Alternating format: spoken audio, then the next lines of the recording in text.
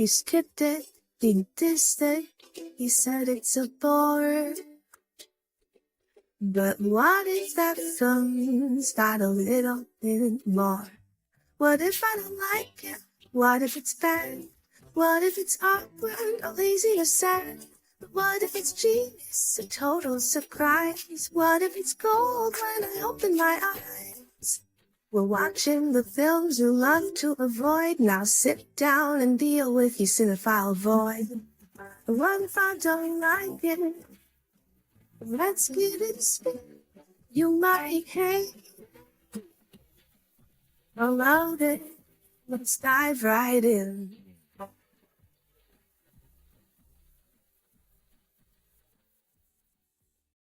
Hello and surprise, everyone! I know. It's usually supposed to be a rerun or a mini episode from season 1 that comes out on the 1st of every month, but it is April Fool's Day, and I thought I could mess with you a little in a positive way.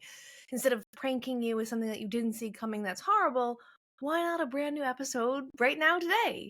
But don't panic. That doesn't mean that there isn't going to also be a new episode on the 15th of this month when I'll be joined by Marta McFly to talk about The Last Unicorn, one of my all-time favorite films. And trust me, I am, as you can see, so hyped to discuss it, especially with someone as insightful as her. I mean, Animation April is here. It's my birthday month. We're doing things I want to do, damn it. And while we're talking about exciting things, big news, I am going to be co-hosting again for the second year parts of the Hampton Film Festival in Hampton, Massachusetts. That'll be happening in May, early May. Plus, you'll see me on Mass Appeal Live on the 24th to chat about this, to find out all the details. So if you ever wanted to see me talk about film festivals live on Massachusetts television, you can tune into that. It's always a blast, and I always enjoy being on that with Chris Ferry. And just one last thing before we get to the episode, I am selling a Severance fan art t-shirt that I designed called See You at the Equator. That's on Threadless. If you're a fan of the show, or if you just love cool, quirky merch, definitely check it out. The link is in the description as well as in my bio. I thank you. Even if you just look at it, I really appreciate it. I'm making new art, trying to see if once a week I can make a piece of graphic design for you. Now let's get to the good stuff. I am bringing back one of my absolute favorite people, Jared Skolnick. Jared is not just a guest, he is a lifelong friend and collaborator. We've worked together on so many random projects over the years. Stuff that we're glad you haven't seen, stuff we wish you would see, podcasts, and more. Obviously, you'll see that stuff pop up while we're talking. But for today, he's back to challenge me because I had him come on for Goonies, which he hadn't seen and I thought he'd love. And he's here to have me see a Goofy movie because he thought I might not like it. And I mean, I'm not exactly a Disney fan, especially their animated stuff. It's just not really my vibe. And I'm not really super into musicals, especially, say, kid-oriented ones. And I also have zero context for Mickey Mouse and his friends and his families, and I can kind of tell you, I can pick out Goofy from a lineup, but I wouldn't be able to have told you the different iterations. So this seemed like a hard pass for me. Every time it came up, it seemed like it was just not something that I would like, and when Jared said he loved it, I was genuinely surprised. There's also one other thing. Besides it being April Fool's, there's a brand new documentary coming out about the making of a Goofy movie. Just a few days from today, on April 7th, streaming on Disney+, there's a documentary called Not Just a Goof, and it takes you behind the scenes of this underdog cult classic, as it is referred to. It's packed with fun facts, untold stories, and how the movie became a beloved gem despite its initial release.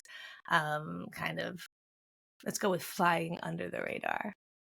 And did I mention it's also the 30th anniversary of this movie coming out, which makes me feel much older than I need to feel.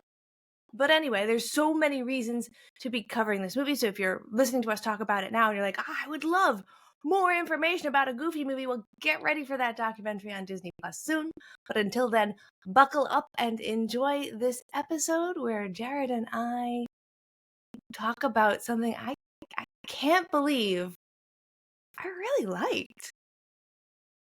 Welcome to the episode. I am so excited to give you guys an April Fool's that is not a prank.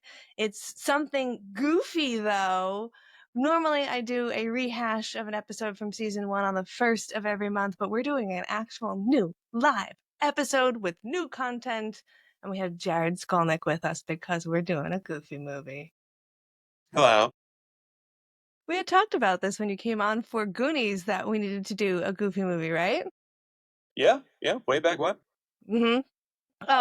It's got importance in your life? Perhaps importance is a strong word, but it has certainly lingered in the mind in the years since. And the zeitgeist, it's really funny.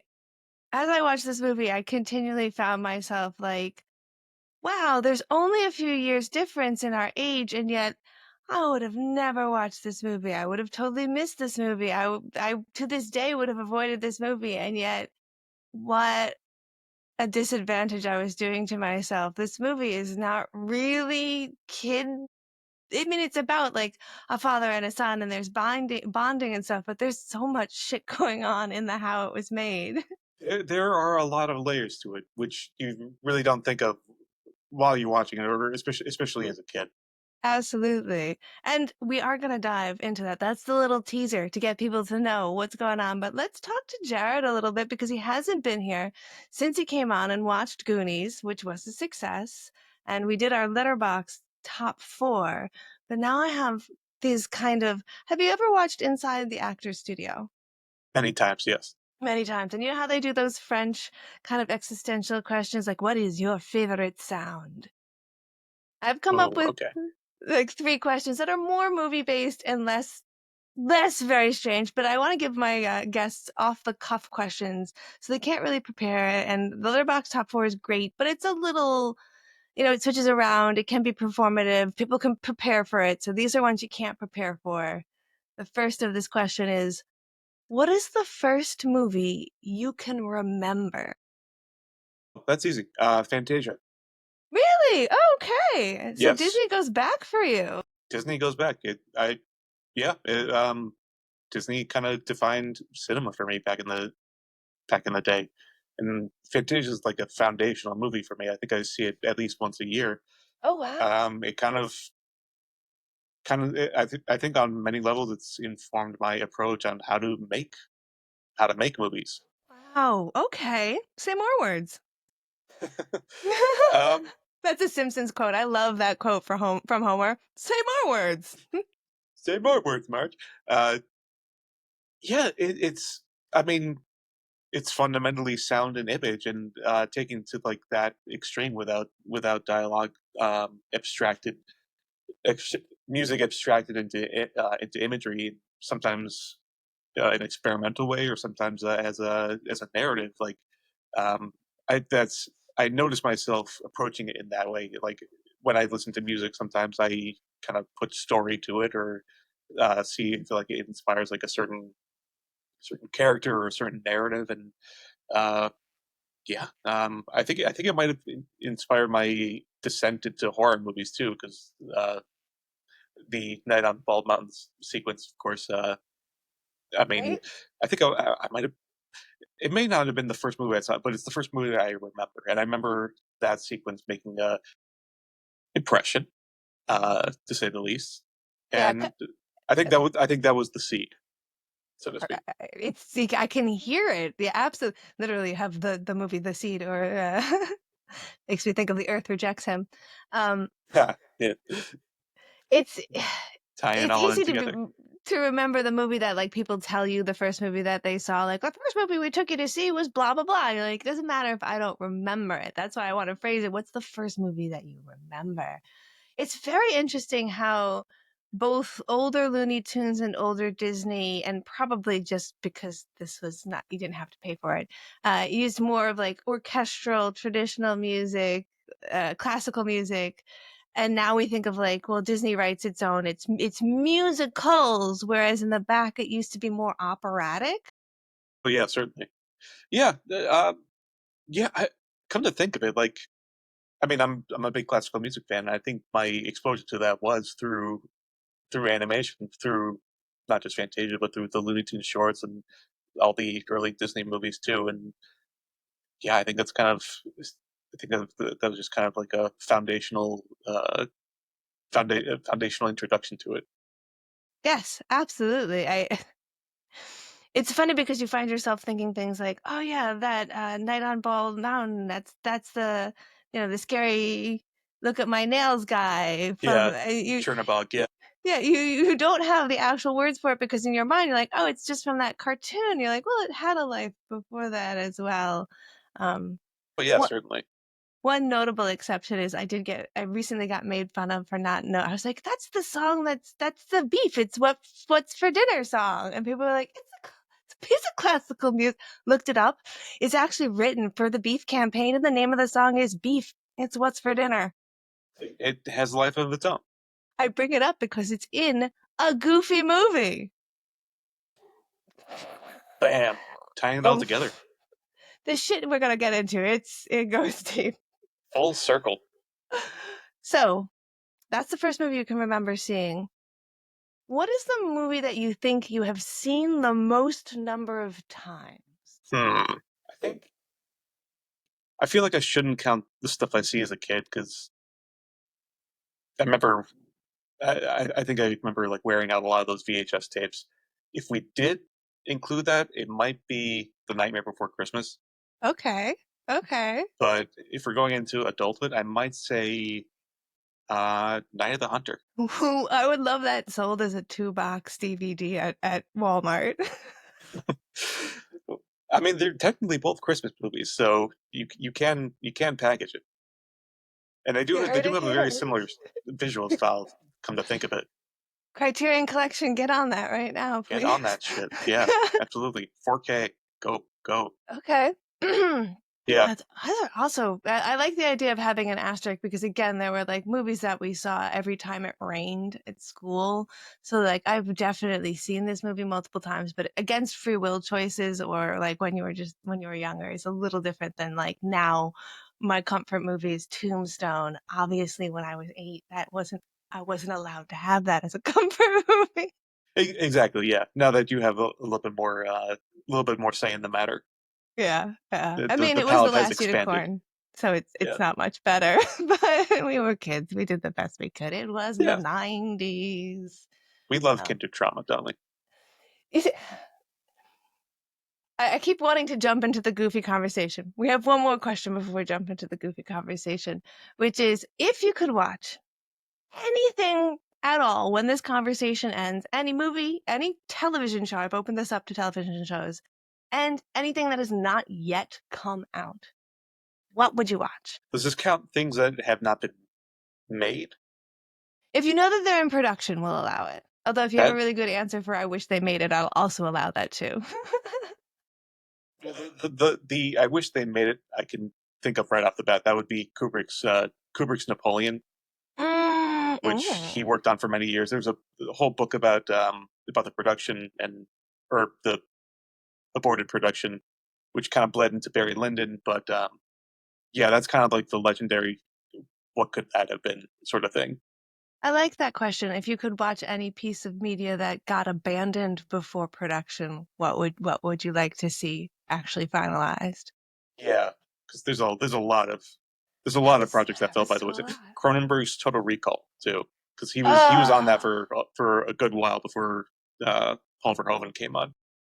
I mean, for Hoban is if you're gonna have somebody else catch that dropped ball, that's a decent Oh choice, yeah, but also like, I'm very happy with what we got, but one does wonder.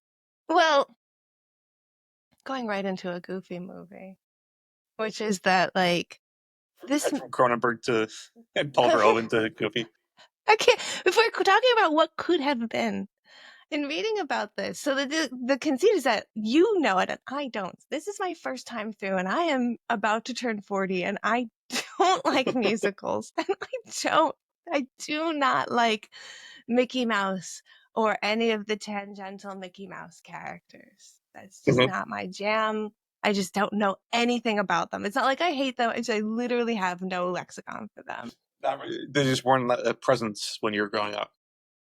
This movie, it is so fucking great. It's like Lilo and Stitch weird, but there's one point where they were trying to get Prince to actually play Powerline. Yes. That is my biggest what if for this movie. Can you imagine if this was one of the few Prince movies? Purple Rain, Batman, Goofy movie. It makes sense. They should have. And they in the research that I did, they made sure to mention that it wasn't a scheduling issue. He did not want to do it. Yeah, I can see the caricature already. Like I can see him in like dog form. Yeah. I mean, as much as I'd like to see it, maybe it's good that they invented Powerline out of whole cloth. Yeah, the actor Tevin Campbell, who the singer, does a really great job with what they do wind up having, and they obviously make it seem a little like Prince and a little like Michael Jackson, which seems like something that, excuse me, Yeah, something everyone was doing at the time. right. And It's like an amalgamation of all these different pop stars. oh yeah, Yeah, but one does wonder. Yes, but this just could have been. So part of the reason why this even started where we're doing this episode is I sent you a link. There's a documentary that is coming out on the 7th. So this is now the first as you're looking at it. But on the 7th, Not Just a Goof, exploring the making of a Goofy movie, debuts on the 7th on Disney Plus. Because this is Kevin Lima's first film. So this is his directorial debut. He winds up going on and doing things like Tarzan and much other things. And they like, there's a lot of crazy shit that goes into making this. Enough to make a damn documentary. a documentary and a fake episode of Atlanta too. I don't know about this. You'll have to Google that after because there is a mockumentary episode of Atlanta about the making of a Goofy movie. Uh, it, you'll have to.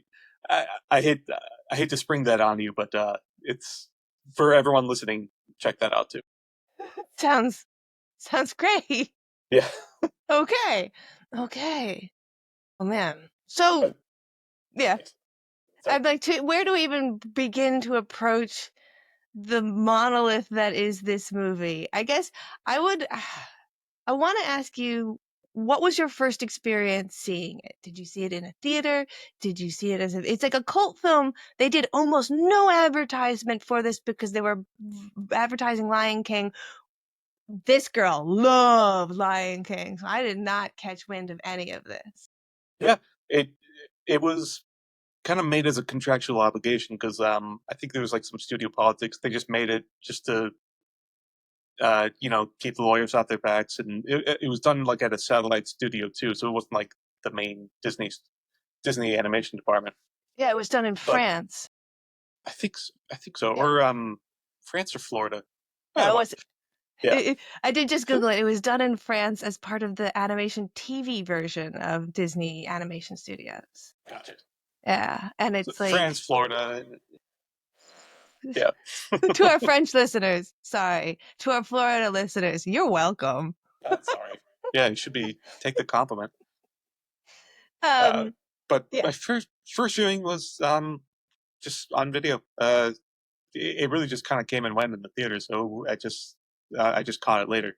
Not a high priority kind of thing because not a lot of fanfare, but it's one of those things like I just kind of saw it, really liked it at the time, didn't think about it that much, but like years later, everyone kind of just like brings it up in conversations. Oh, remember Goofy movie? Yeah, Goofy movie. That was fucking great. Yeah, it was.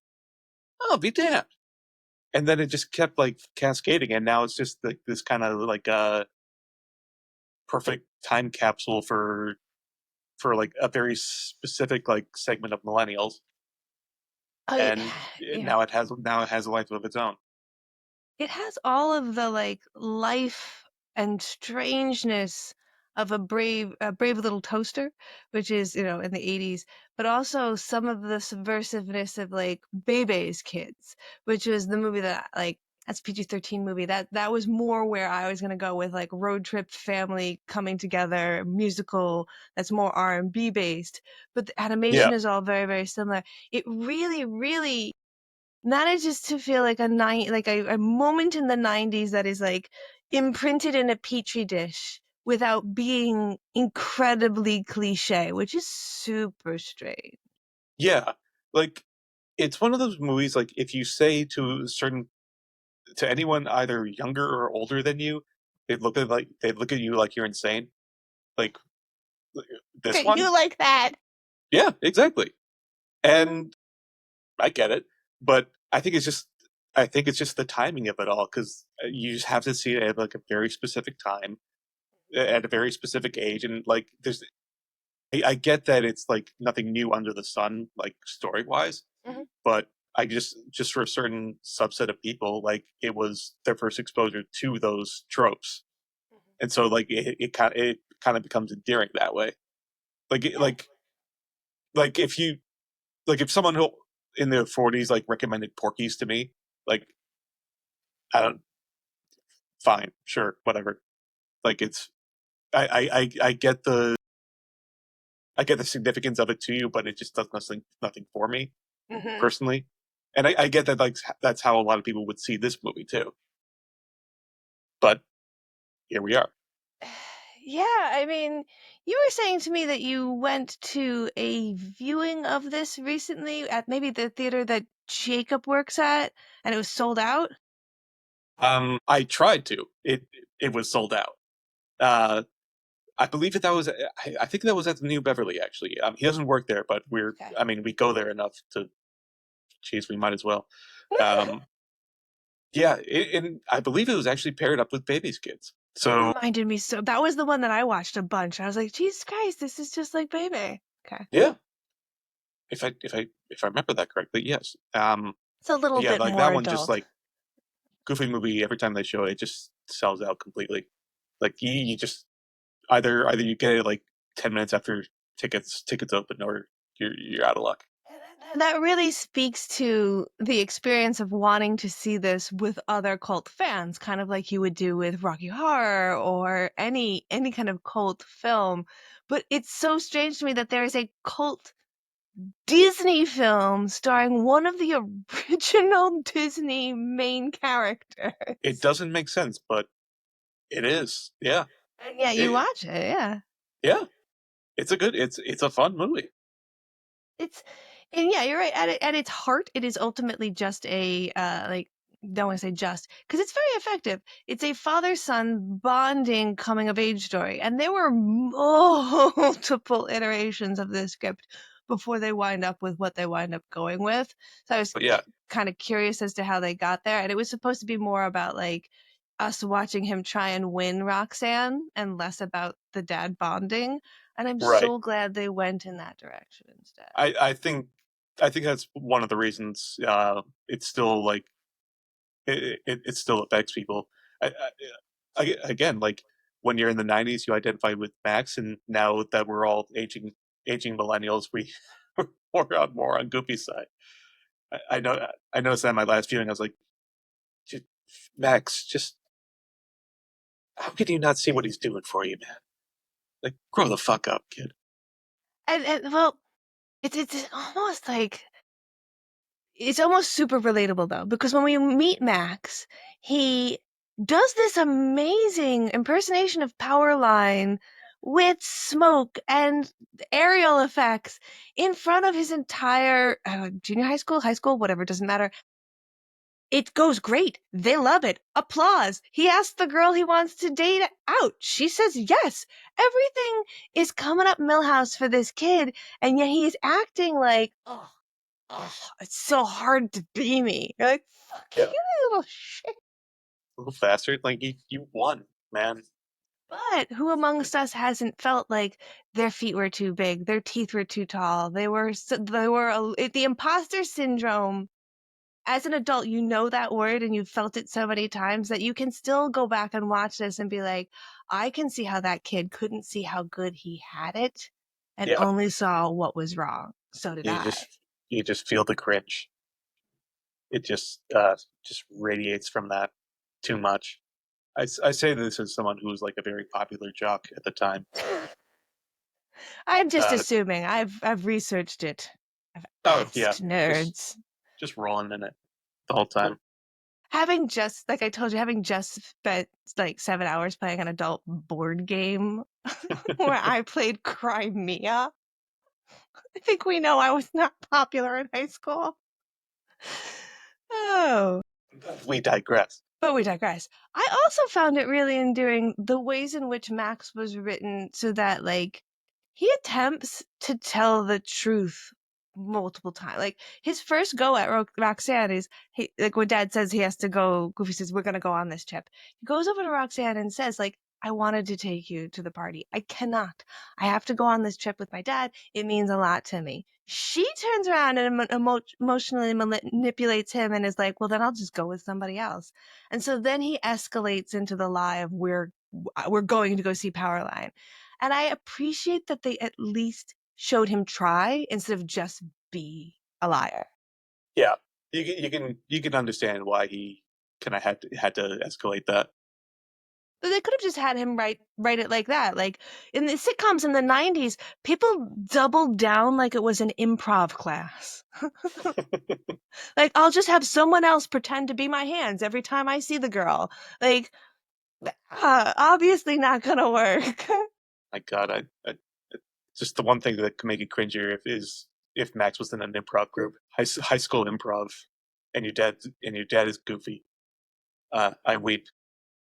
Weep, and you like, yeah, in the comments you can give us all the suggestions of improv group names because they're always awful.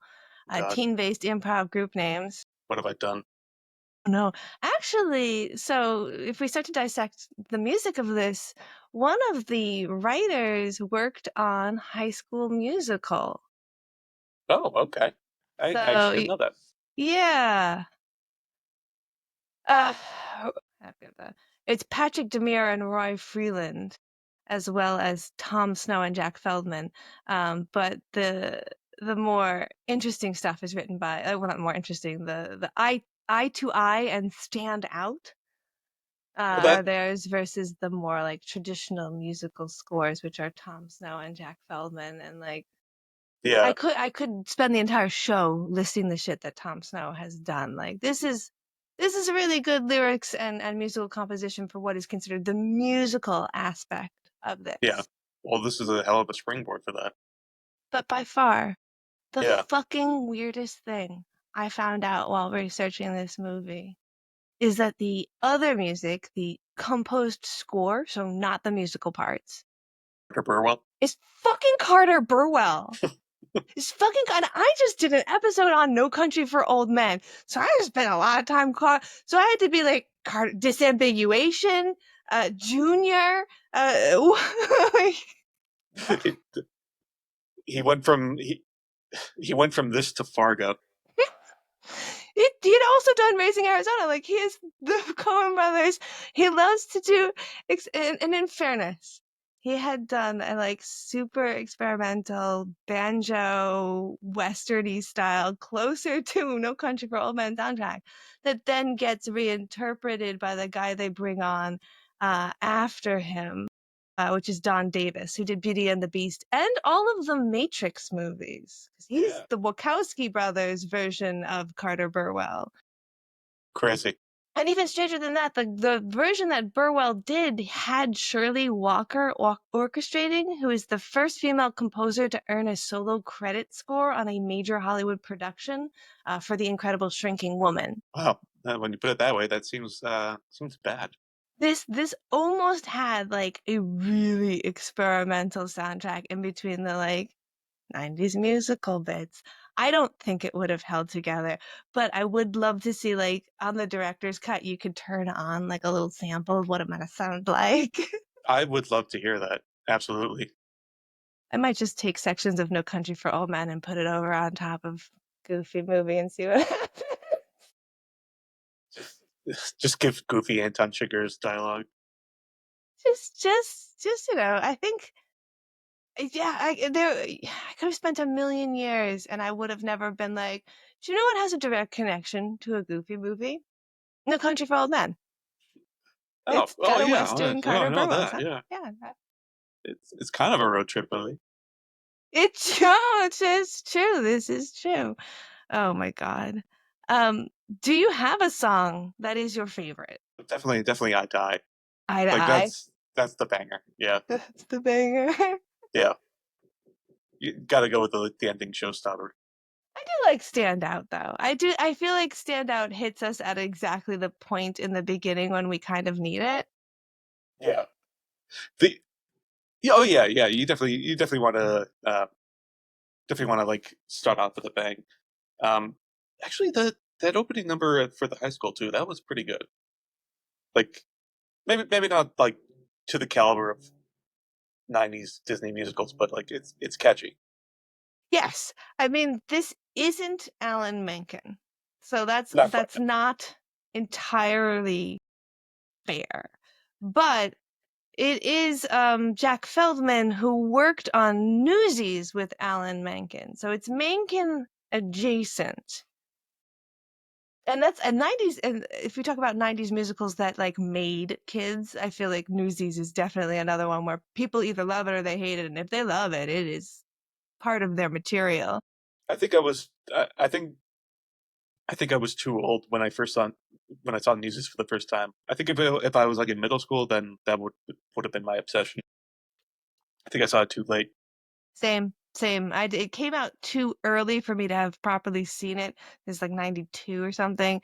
And Yeah. so by the time I got around to seeing it, it just didn't, it's not right for me. But things I like think that are not right for me. I don't like that kind of musical typically, I will admit. yeah.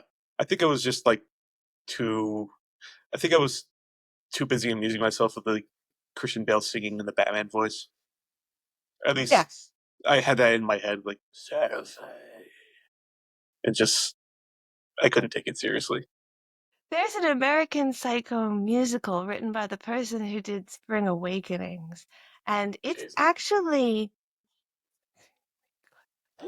our guest Lauren Schweinard from the Green Inferno episode played the God Renee Zellweger's character or something like that, or Reese Witherspoon's Reese, character. yeah, Reese, And she's yeah. saying there's a bump where we have her sing just a little bit of one of her solos, and you're like, damn it. So if we're talking about Christian Bale IP that should secretly be a musical, that one turned out to actually be a good musical. Go figure. Hey, you I never haven't know. I've not gotten to see it yet. I also hear Sunset Boulevard, good musical. Surprised by that. Love the movie. That's the movie. I didn't even know there was one. But Was a yeah, musical. it's winning tons of awards right now because it is out on Broadway with oh, the girl who was one of the Pussycats dolls is the ready for her close up, and it's got a blood splash zone. It's very bloody. Hell yeah! Yeah, Wow, right. I am out Had of me the at loop. splash zone. Jeez, I'm out of the loop. But yeah, I do like Eye to Eye, which is it's good that you have two bangers, one at the beginning and one at the end, because you kind of need to come back to that. The ones in between are good, but they're more of your like I mean, they're written by like Beauty and the Beast guy and Newsies guy. It's more your traditional musical. More kind of more traditional Disney. Yeah, it's just like the song when they're on the road, where they have like the whole like Mad Max pile up at the end. Yeah, Like yeah. it's good, it's catchy, but it's like something you would expect in like a Mickey Mouse kind of vein. Mm-hmm. Yeah, absolutely. In fact, I found out that Eye to Eye, the Powerline concert at the end of this movie, was not supposed to be in the final version. Like they didn't put it in until very very late, because what they wanted to do instead was highly include the Disney princesses and have a dream sequence where Max sees the Disney princesses and they like kind of talk him into being a better person and he goes to the river instead and like they're like reoccurring but then they realize that like the Disney princesses are better than this movie, so we don't want to include them. And like, fuck you, they're not, and also they don't belong in this movie.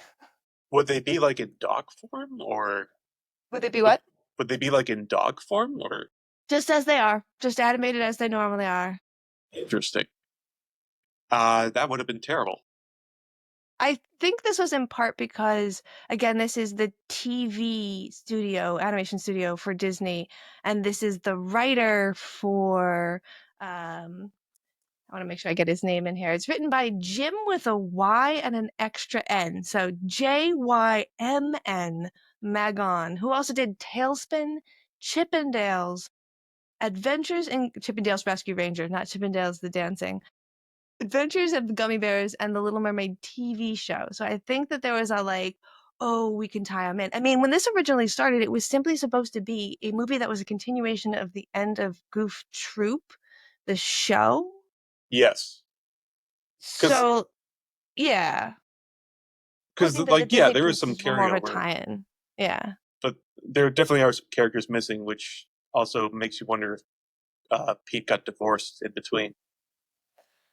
Oh, I mean, he's such an They're asshole. layers. I kind.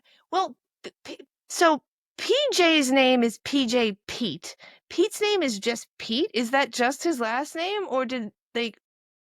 How I does don't. that up? I mean, the official name is Pegleg Pete, but that's like when he's Mickey's foil. But he doesn't have a peg leg in this one. He's just kind of an asshole. Probably voted for Trump. Emotionally has a peg leg. Yeah, stunted in Yeah. that sense. But yeah, I don't know. It's interesting. Like he on the show, he had a wife and a daughter too, and they're Yes, nowhere to be found. So like raises questions. it does. It does. I was reading that they cut out some people from this, and people were like, "Are they dead?" I'm like, I don't know. Maybe they just don't come on trips. It's Disney. I mean, there's a point at which the car is destroyed from going over the water cliff. They've used like the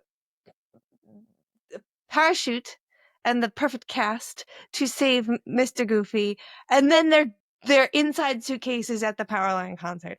I rewound multiple times to be like, did I puke out?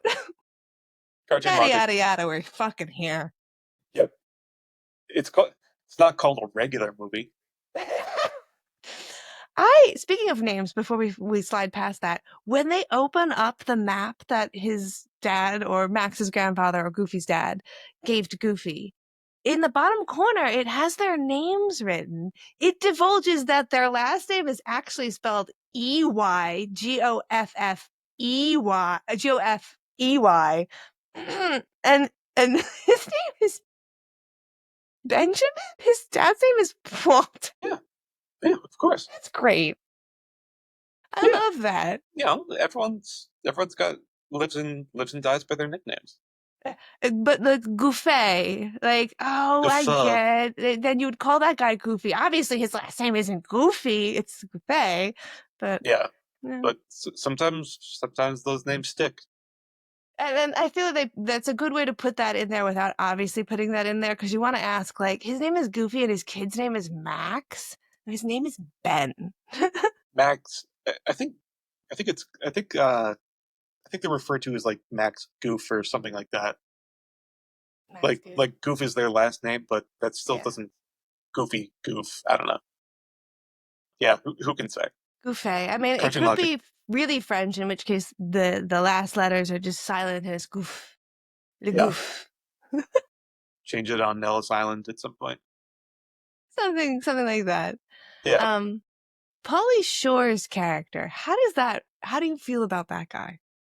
That was, I believe, my first exposure to Pauly Shore. If I That's a remember good correctly. safe level. Yeah.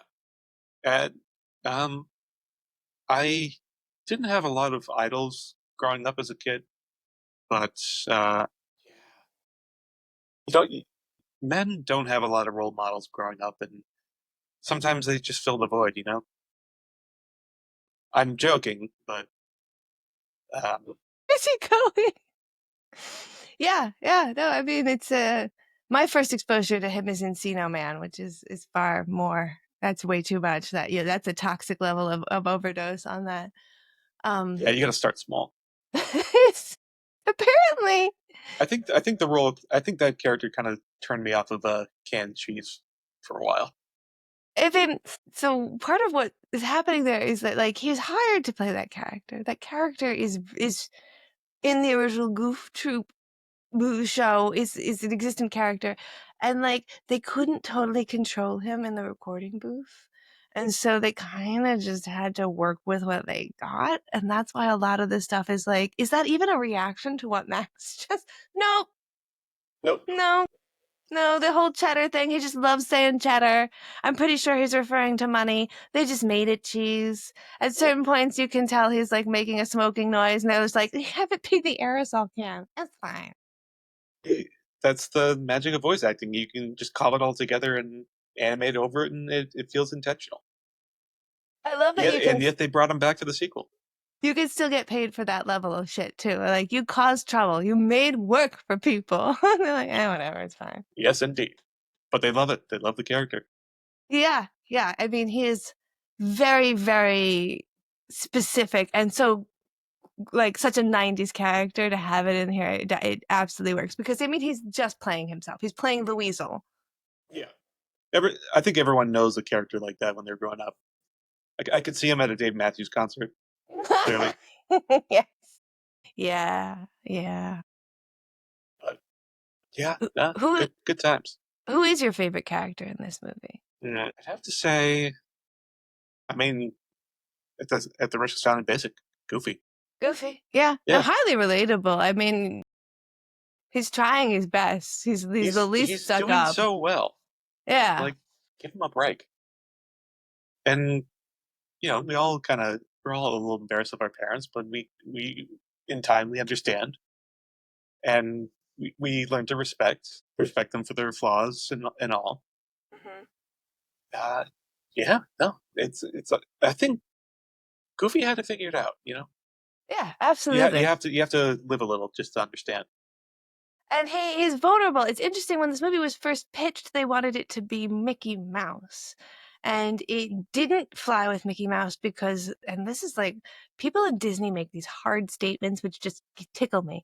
The statement is, Mickey would never have dysfunction in his family to the level in which he would need help bonding with his son. Again, this raises some questions.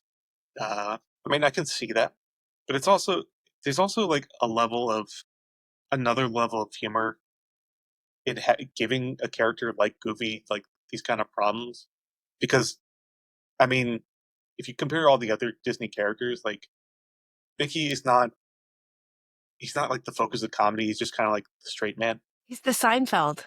He's the Seinfeld. Donald can be funny, but he can also be the straight man. He's the George. Yeah, but He's Goofy always is just angry. like It's kind of funny how angry he is. Goofy is just like a vessel for like base low humor. Like he's like the Jar Jar of those characters, and then giving him a son, and I assume a layer of grief because there's a dead wife somewhere. It is kind of funny. Even this has that layer of grief because his father is dead. When he refers to the map and he wants the connection that he once had with his now dead father. Like, it's this basic desire for human connection, and that is so incredibly relatable and vulnerable for a Disney character that it feels human, even though he is the anthropomorphized dog character. Who basically exists to like stick his head into a beehive every cartoon. And yet here we are being like, oh my god, he's like a Pagliacci, like a sad clown we need to know more about. Having a conversation about child rearing, a surprisingly like melancholy conversation with Pete in the hot tub. Yeah, where it gets really real, and for all of Pete's like bullshit, he's being pretty honest about like, go check the map. I'm not trying to make you anxious or make you, question your relationship, although he kind of is. But also, like, there is a kernel of truth here. Check the map. Yeah, and oh man, that like you just feel his disappointment, his betrayal. That's just worse. Like the worst thing you could do is make a character like Goofy angry or disappointed. Like rips your heart out.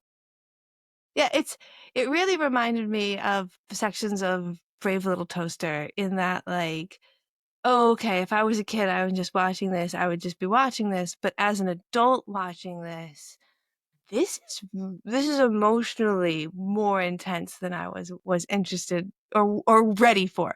Like in Brave Yeah. Little Toaster, where they have all the scene where all the cars are singing about how once they were new and once they were important to the families and all the trips that they took before they're crushed into cubes. As a kid, you're like, this is the slow part of the movie, I guess. As an adult, you're like, what? Existential. It's not So called an emotional movie. yeah, and they actually almost execs wanted to cut the Hi Dad Soup part of this movie out for being too slow, and I think that's really an emotionally important portion. Yeah, you gotta keep that stuff in there. And it's like an hour and 26 minutes. The scene is 5 minutes. What are you really accomplishing by cutting that? Nothing. You just want trying to get extra show times during the day. Yeah, and they just don't want the kids. They think less of kids than I think that they should, because I do feel like kids can stay connected emotionally to what is going on. This desire to lie to your parents. I can literally remember the first time I wanted to do something that meant I would have to not do something with my mom, but do something with my friends. And I could feel that my mom was like, oh, okay. I Yeah. went to see Batman 2 with my sister and her friends instead of my mom, and like to this day I wish I had gone with my mom because she was so sad. It's not even a good movie. Whatever. But like it's relatable as fuck, and you don't even have to Oh, yeah. be a boy or a girl to relate to Max. That's impressive, even though it's about a father-son bond. I still feel like it works no matter what gender you are. Oh, yeah, absolutely. Everyone can relate to that, certainly. But I wish we had gotten more from the little girl who had no teeth at the Lester's Possum Emporium. I want to it, know. there's so much implied backstory there. They were the two big. I just want to know. Would you go to that place, to Possum Great, Palace? great question. Yes. It's free, first of all. Selling Yeah. point. Always free. But like that, I am a big fan of that kind of kitsch. What about you? Oh yeah, absolutely. I would At have a hat. I would get heartbeat. one of the hats. I would take a picture with the guy in the suit. The guy in the suit is voiced by the director of the movie. That's the Hitchcock moment. No joke. That's Kevin Lima. Hell yeah, good for him. Good for him. One can relate to Max though. Like that's probably the worst age to go to a place like that. Gotta look cool. And I guess the Possum Park is just not the place to do it. I went to the United Kingdom with my family when I was like that age, so I'm like 13. And my parents had a tendency to read every single plaque ever put anywhere in the face of the earth. So all of our photos from that trip are a photo of either me or my sister, taken by either me or my sister, standing in front of our parents while they read something, and we look like we are going to fucking die. So yeah, you're right. I probably at age 13 would have hated going to the Possum Emporium, whereas now, like a weirdo, eccentric 40-year-old, I'm like, let's go I'll do it now. work there. Honestly, easily. Yeah, maybe good benefits. Um, do you have a scene that you don't care for? I don't. I wouldn't know. I wouldn't say I don't care for it, but when the car is in the river, the song, not my favorite. Like I love the purpose of the scene, but the song itself is it's fine. That's hilarious because that's exactly the scene I would cut. Yeah. I do not like that scene. I have a thing about feet, and I do not like being shown their feet that much, let alone that they're fishing with their feet. They're catching I can't even say it. They're catching fish with their toes. And it raises questions too, like so they're cartoon characters and they have the gloves, and it's just they just wear them all the time, like it's part of their. I thought it was just when I was a kid, I just assumed it was like part of their body, but no, Fleshy, no, there's feet under them. sweaty feet. Just don't take them off. I don't know, Yeah. man. And they seem to be much larger than the shoe that they're encased in, which would be very painful. And like it started this cascade of like foot adjacent thoughts where I was like, I'm not listening to the music. I don't know what's happening. And that's how when they fall off and they go right to the concert, I was like, I must have not paid attention because of all the feet play and missed something. It's like it's just something you don't question. Like, does Mickey Mouse like have whiskers? You don't want to know the answer to that because now that the question's been raised, like it just no. But Yeah. no, their hands and feet are just like that. Oh yeah, or like when you find out that Hello Kitty is actually a little girl pretending to be a cat. She's a person. She's not a cat. But she hadn't told me that. Yeah, right? Doesn't that That's just gonna give me nightmares. just make well, I Yes. won't tell you what part of her face becomes her mouth in the cartoon when she talks because it's not what you think her mouth is. It's not dirty. Oh It's just really upsetting. It's her nose. Her nose starts as her mouth, and you're just like, that was not how I perceived it. no! Why would you? Weird. Um, Ah, yes, I'm glad that we were both like, yeah, that I would, I'd cut that scene. or change the music a little bit. Yeah, I mean, I think that you have their two songs, Eye to Eye, which is the one that you're gonna kind of remember, but there isn't anything in this that's like Kuna Matata or the Little Mermaid one, like My World, Part of My Yeah. World. Like there isn't that one that like even if you fucking hate it, it's gonna stay in your head. So they're strong songs, but none of them are compellingly strong. Aside from Mind Eye, like there's no real earworms. Like you can enjoy them while they're happening, but you're not like humming them on the way home. Yeah, like even Go the Distance in Hercules, which is a Michael Bolton song, is like, yeah, I gotta fucking it kind of slaps. I'm And sorry. honestly, all the songs in Hercules are just kind of bangers. Michael Bolton, the most endearing fact that I know about him is that he will never pass up the joke to say the word sax instead of sex, and just he just loves to tell people that like he's the world's greatest sexist saxophonist. Good for him. Good for Gotta him. yeah, gotta keep a sense of humor. Yeah, I mean, if you're going to be that guy, I don't think you can take yourself particularly seriously and do very well. Um, No, I would assume not. no. Um, just going into the voice cast a little before we kind of close this up. There's a lot of people in here who are like, it's not like, oh, that goes on to be an actor that you know. It's like a very strong voice actor voice cast, which is like a weird thing to say. But like, even for example, the guy who plays Pete is the official voice of Winnie the Pooh from like 88 on. He also does But yeah, Darkwing Duck, and you can hear Winnie the Pooh a little bit in Pete, I think. he's one of those guys who are just like he's everything, and like anything you've ever if you've seen a cartoon, like you've heard his voice. Because I think he's also the voice of Tigger, if I'm not mistaken. Yep. Tigger Yeah, since 1989 and the Tasmanian Devil since 1991. He's done 400 titles. yep. And pretty much like like pretty much every like Disney TV show too. He's just a mainstay. Yeah. And yeah, you gotta have him in the feature. Hey, Gotta, I think at one point they were trying to get like a celebrity voice for Goofy, and they shot that down pretty quick because no one else can do it. they actually made Bill Farmer, who was the official voice of Goofy, again from like the 90s on, I was like 87 on.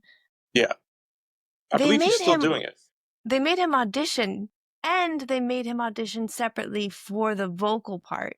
They were really pretty sure that they wanted to have somebody famous do the singing, but it turns out that nobody else can really sing in the weird ass Goofy voice if they can't also do the Goofy voice, which is why you hired Bill Farmer.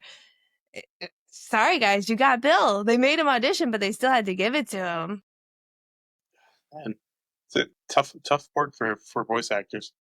I I was looking at the original people who did these characters because it's interesting to me because like he's doing Goofy, but he's really doing a version of Goofy as originated by the original voice actor. Mhm. There's some leeway that they bring to it, but the original voice actor was named Pinto Colvig, And Yes. he was a vaudevillian performer known for, and this is what he was known for, quote, playing the clarinet off key while mugging. Can you imagine making an entire career out of that? Not anymore. Well, maybe on YouTube. Like, bless your fucking heart. I'm a little jealous. I mean, he was made a Disney legend in like 1993, which is what they do for like if you were an uncredited voice actor who we drove into the ground and did like 500, we'll make you a legend posthumously. There's like Yeah. 318 people that have this designation now. He was also Interesting. the voice of Popeye and Grumpy actually in Snow White. That makes So tons of sense. bit of a polymath. That makes As far sense. as far as voice acting goes. Yeah, every single person you look up is also the voice of someone else you recognize. Like PJ the Kid is also Pinky from Pinky and the Brain.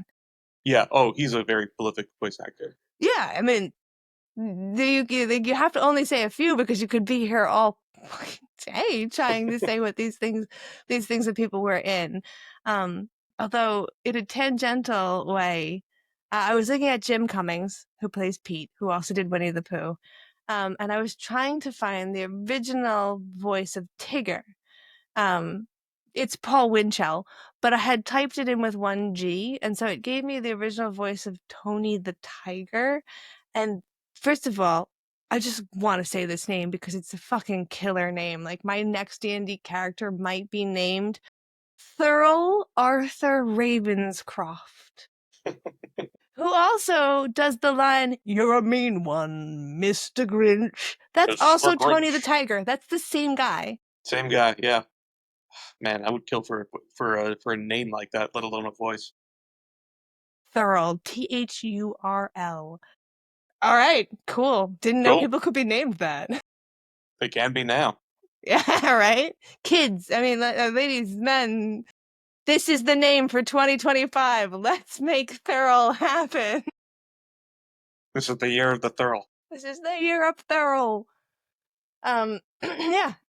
If you start to look into who's working on this film, there's so much interesting level of cross-pollination that you can find people who've worked on every other thing happening at the time. You've got people who are in what will wind up becoming Pixar.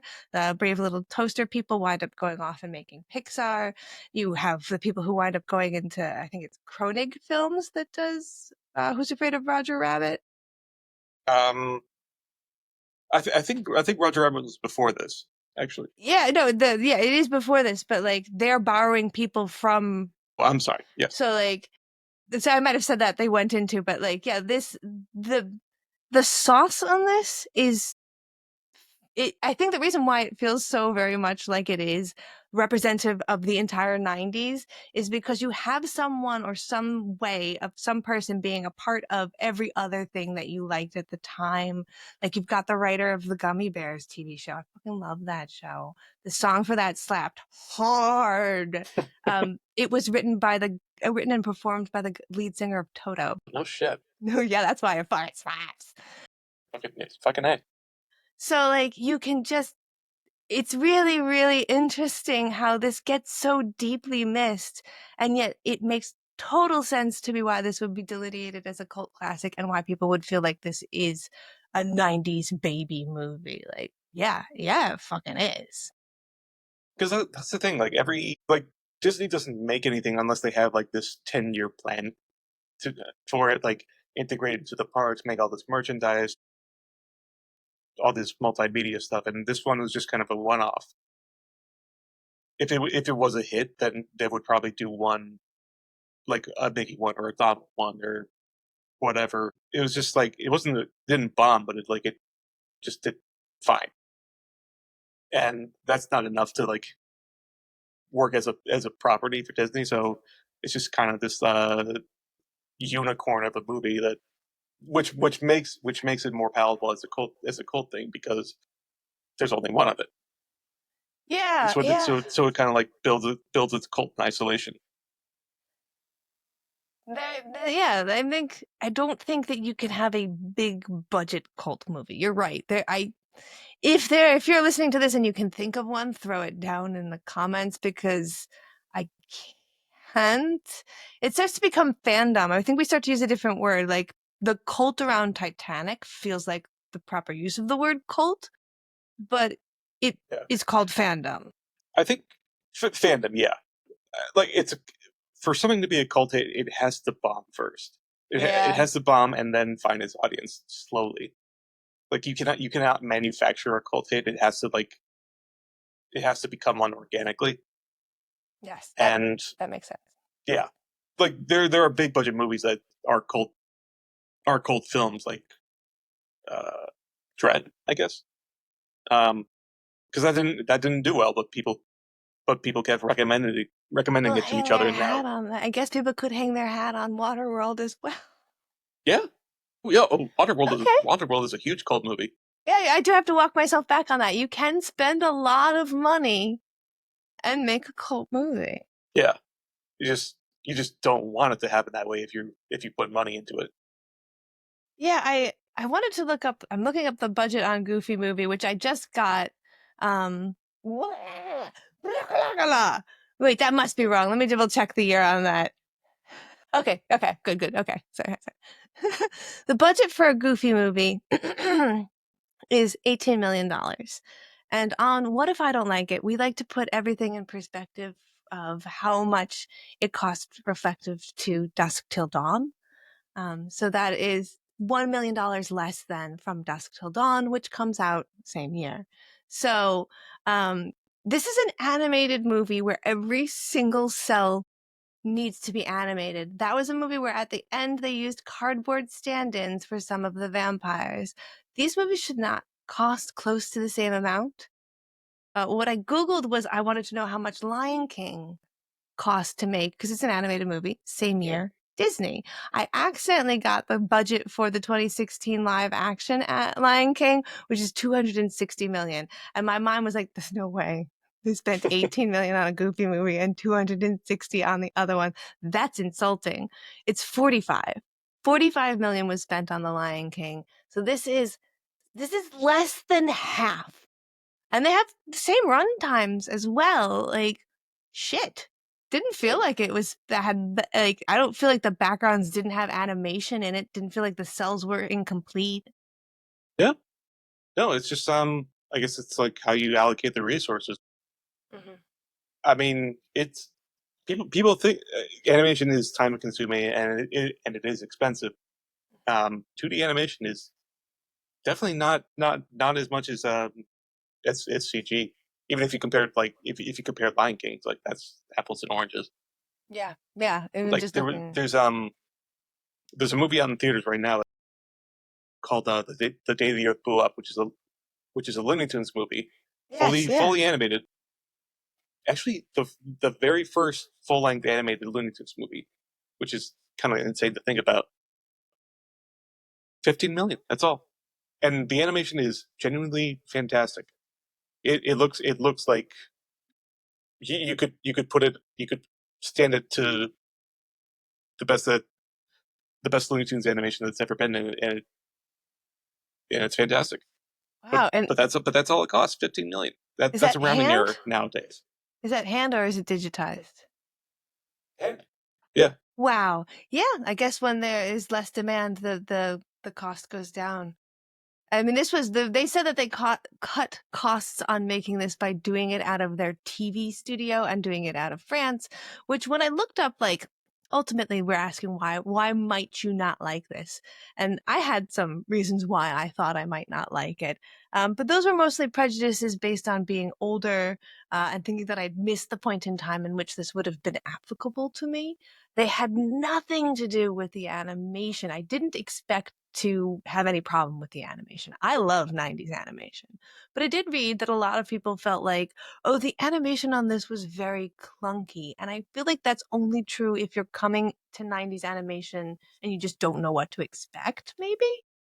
Like I would definitely call it like B-side Disney compared to something like The Lion King or Mm-hmm. like the more prestige stuff like Mm-hmm. Aladdin or Beauty and the Beast. But it's still incredibly fluid. It's still like incredibly expressive.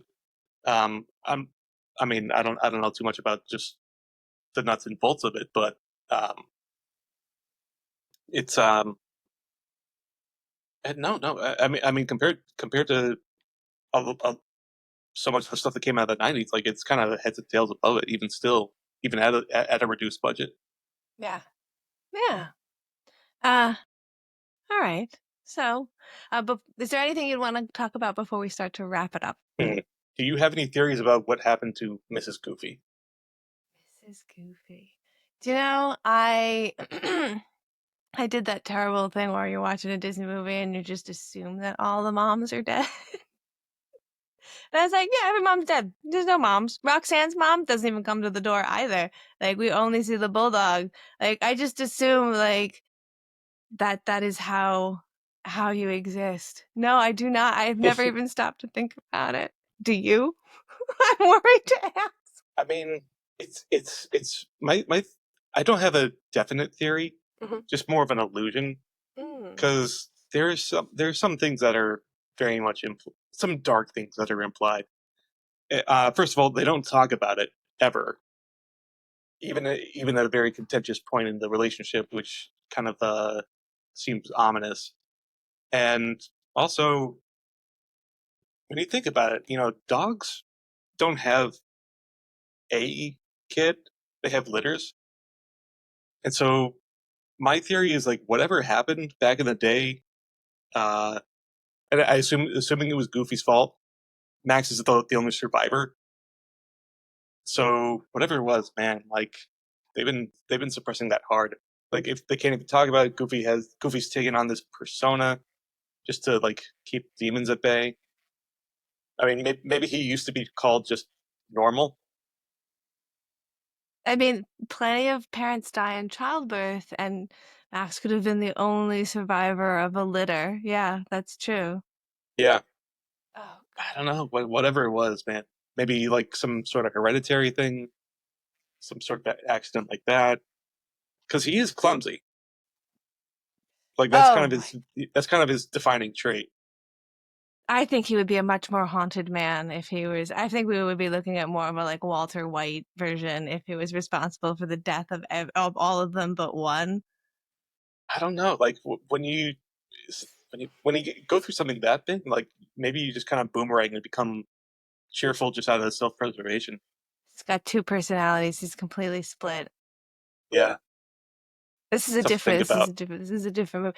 You know, and I find myself doing this in certain movies, so I'm not gonna come at you either because I just watched Beastmaster and got really sad for the ferret at the end when you realize that like the ferret has had babies and you're like, oh my god, so she was pregnant when the other ferret threw himself into the fire to save the Beastmaster. She watched her beloved kill himself knowing she was carrying their child, and you're like, that's not what Beastmaster is about. Please stop looking at that part of the story. But it's out there. But it's out there. Like, what happened to Max's mom? I now have questions. Or was it just divorce? Maybe she just left. Yeah, plenty of people do that. Like, we are never going to talk about mom. But I feel like in the 90s, if it was a divorce, Max would definitely throw that in his face. Like, this is why I want to live with mom. Yeah. Or I don't know, insane asylum. Who can say? She got too goofy. You know, you can't look at the sun without getting burnt. So Winnie the Pooh went into free domain and we got those weird Winnie the Pooh horror movies. The question is now, when does Goofy go into free domain enough that you can write the real hard to paint drama? It's not a horror, it's just a hard to paint drama about what happened to Goofy's mom. What do you mean when? That's right. That's ready to. That's in the chamber. It's ready to go. As soon as it's free, we're doing it. I'm counting down. I would fucking watch that. I would. I'm sure there's like some fanfic out there on Tumblr somewhere. Well, who would you Who would you cast as the mom? As far as voice actors go, probably Tress MacNeille. That's a great choice. Oh, yeah, and she would do a great job at it too. Yeah. Yeah. Or maybe Kristen Shaw. There's That's kind of like no the wrong choices here. These are both kind of like the great. go-to voice actor, but still, she's got a great voice. It's great. Great kind of like screamy, like goofy, weird voice where you feel like they could manipulate it into something that would also work within the realm without just being their own voice. Yeah, certainly. Yeah. I mean, but Yeah, Tress MacNeille is transcendent. Like that's another like 400 credits deep voice actress who always brings it. yeah, definitely. But would she? I, I don't know. Would she be like Goofy, or would it be more like a Roger and Jessica Rabbit thing? like, I tend to like her the most when she is doing something a little bit like the Crazy Cat Lady, like Yeah. the older ladies. Do you ever see Disenchanted? No. Oh, it's a good show. It's on Netflix. It's kind of Simpsons adjacent. It's by Matt Groening. Um, Oh, that one. Yes, yes, I have seen that. I'm sorry. okay, yeah. So the character in that who is clearly Melania Trump, that voice, when she does that voice, I think it would probably be in that kind of realm version of her lexicon. I also think that that's how Melania Trump talks. I expect that when she talks now. I could see that. I could definitely see that. Yeah. There are options. Yeah, I mean this it writes itself. The cast is here. Just give us money. If you're listening, give us money. That's what I'm saying. Please give Please. money now. Actually, in fact, to just tangent for a second, you are working on a piece called Woodfellas that is looking for funding as well, right? I am. It's a horror comedy I wrote with my friend Jacob Davidson.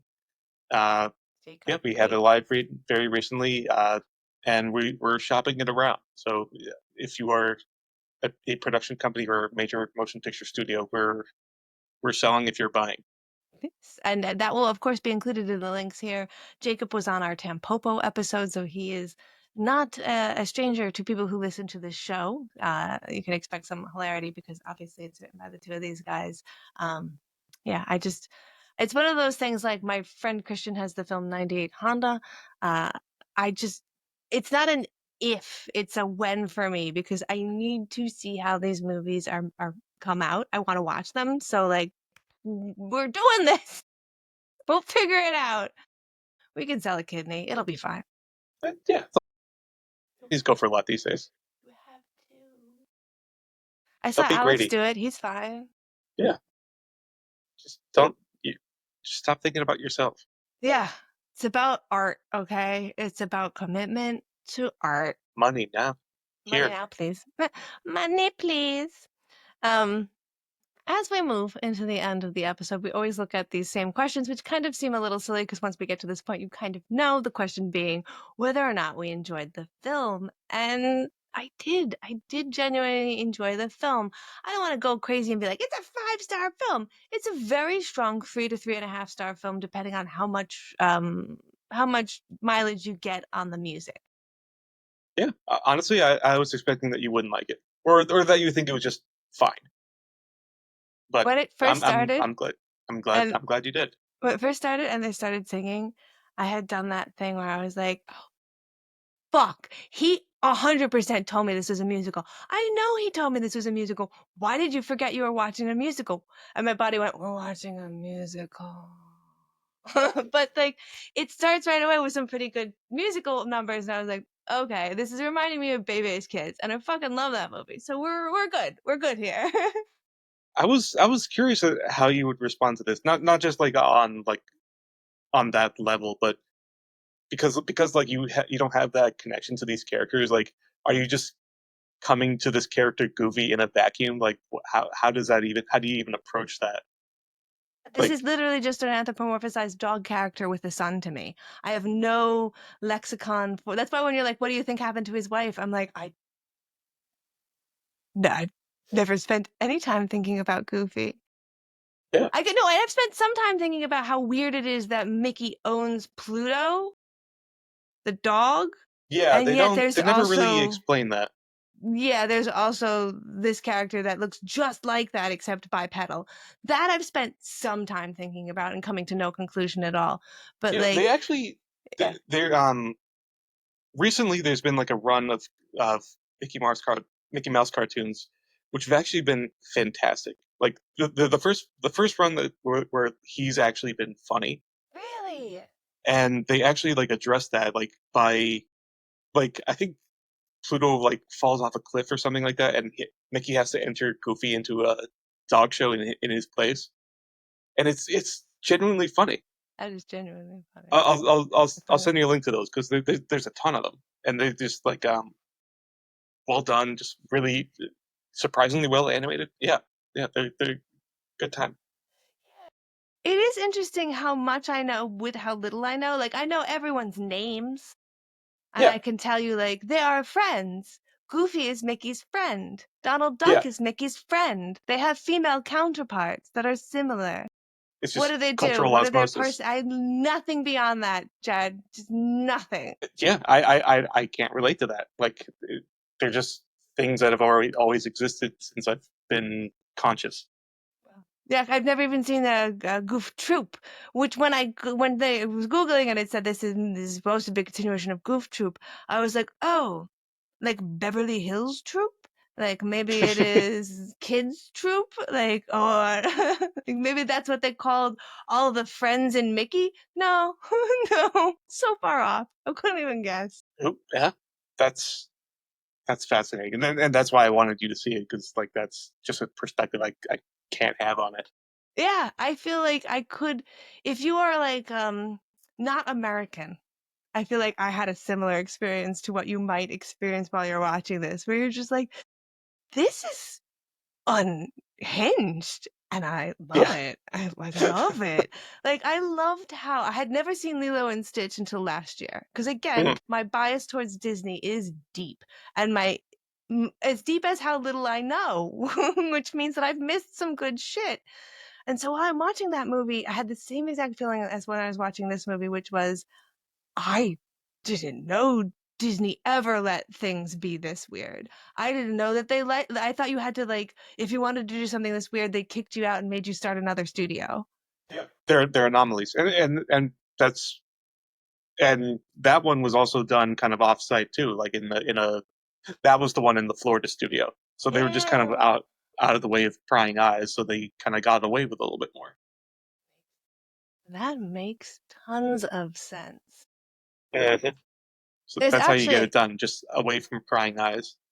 there's a connection across these films uh to each other, to Lilo and Stitch. Jason Marsden, who does the voice of Max, also does the voice of Thackeray Binks, the cat in Hocus Pocus, and Haku in Spirited Away, which is the deuter agonist, or the secondary character to the protagonist. That's a word I learned today. And the voice actress of the main character in Spirited Away is the lead actress from Lilo and Stitch. Yes, and also Samara in the Ring. And also the younger sister on the Donnie Darko. That goes Yeah, Davy Chase. That has range. kind of the Um, queen of the early 2000s. Yeah. So it's not surprising to see that you're going to see a connection where like we have a weird animated film. We need to get our weird animated film actors. I also love the idea that these guys get to be in Ghibli productions later on, which is like the height of what a voice actor can do because they are really, really qualified. So it's nice to see Yeah, that rewarded. absolutely. Yeah, Kind of it's the kind of the kind of gold standard. Yeah, it's kind of weird because you want to be like, oh, when you look at the cast of Goofy movie, it's not anybody famous, and you're like, no, it really is. It's just not anybody famous for their face. Yes, exactly. You know who they are. You just haven't seen their face. Next question is, would I recommend this to other people? I mean, you recommended it to me. I Mhm. would definitely recommend. I would just across the board be like, if you haven't seen it, see it. It is weird. It is different. It feels like such a moment in time that it's important to have seen it. While I was watching it, there were like 5 different memes, GIFs, and things that suddenly made sense to me that didn't before. So like it's not quite as important as saying like you should watch um The Third Man if you're a film person, which you should. Yeah. But I feel like if you are kind of into film and animation, if you're at all curious, this movie's going to pay off if you're at all curious. It is at no point obnoxious. No, certainly not. Some movies are like secret handshakes for animation fans. Like this is definitely one of them. Yes.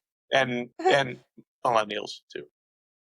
It feels as much of a secret handshake as saying like maybe that you'd seen Perfect Blue without it being like quite as traumatizing. Like, oh yeah, Yeah. less people have seen that, but that's the one to see. Mm-hmm. Definitely. Do you have any It's a good icebreaker. any caveats on who you would recommend it to? Anyone who's curious about like '90s pop culture, uh, obviously like animation buffs, people who, I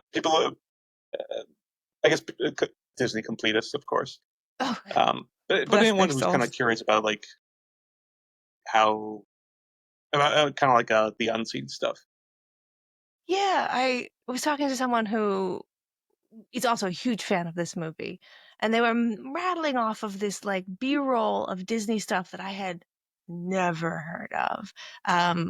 The Treasure Island one, there's like a Atlantis one as well, like that Yeah. all looked like they were animated by Fox, who did the Anastasia movie, Mhm. which was like the dollar bin movies. Fox did dollar bin movies when I was a kid. Like, oh, I guess if you couldn't get anything at Walmart, you can get a Fox animated movie. So Yeah, it they were. has this like cheapness to it, but not really. Yeah, I think like those were when they were kind of experimenting. Like the big like fairy tale musicals were kind of falling out of fashion, and they just want to see if like kind of quote grown up sci-fi would fly. It didn't. They bombed hard, but I'd recommend them both. They're great. They're good times. Yeah, there are a few exceptions to Disney where you get a non-princess character if you get female characters, which is it's just just fun to see. This movie doesn't really have any female characters. It can't really be like, oh, this movie fails the Bechdel test, or this movie has bad female characters in it.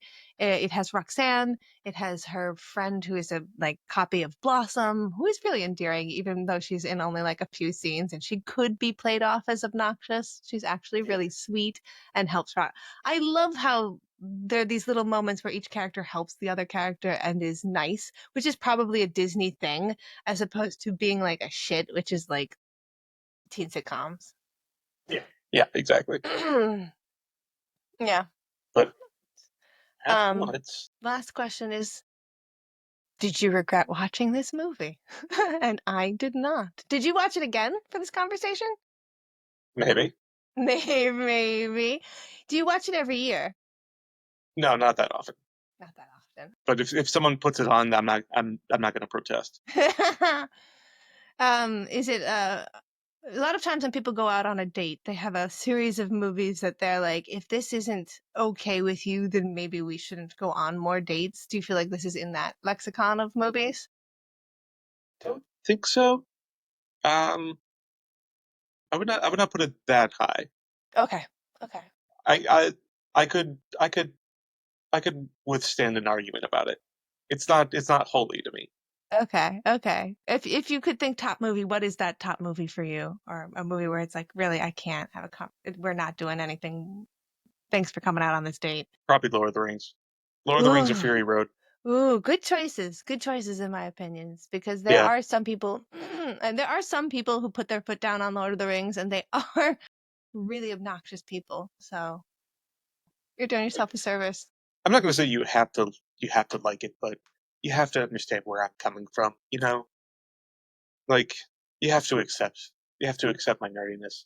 You have to accept that there is a lot of technical stuff happening. Like there's so much going on into how that is made and how it was made by the fans and like, how it's just so beautifully put together that even if you were like, ah, it's just a stupid fantasy story, it's like the beginning of fantasy. It's just there's so much to love there to be the kind of person who's like, I don't even want to be around while you watch it. It's like, I'm going oh. to talk about Viggo Mortensen kicking that helmet. I'm gonna bring it up. Think I'm not gonna, but I am. I saw a great TikTok where a person is holding their 2-day-old baby, and that scene is playing. So you see the baby and you see the TV screen, and that scene is playing. And as soon as it happens, he freezes it and goes, "Hey, did you know?" Because that's the only fucker who's left who doesn't know. Got to start him young. Yeah, we gotta start him young right away. Yeah, I I guess that's definitely on that list for me. I'm not sure if there's a movie where I'm like, if you don't like this movie, get the fuck away from me. I guess I'm kind of that way with Reservoir Dogs, and The Last Unicorn, which is going to be on our next episode. We're doing Last Oh, okay. Unicorn. So it's an animated April, all animated Yeah. stuff. That movie is like dear to my, I wore that VHS out. And it's also the first VHS I ever got. I still have it though, even though it doesn't play. What is the Keep it first VHS you ever got? with my own money or just period? Period. I think it might have been Fantasia. I mean, that's how I saw it. Yeah. That's how I saw it on video. And what about with your own money? First VHS might have been Beetlejuice, if I remember correctly. Okay. Yeah, Yeah. yeah. Nice. Well, that's gonna be it for this. I feel like we've chatted about so much of it. I could chat for more. Is there Oh, certainly. anything else you want to talk about before we go? We talked about Woodfellas. Obviously, if you're watching me, if you're following me on this YouTube channel, you know about Girl in the Basement, which is the thing that Jared and I did together. It's over 1,000 views already now. So go add more views to that. Watch it. It's a 32-minute body horror.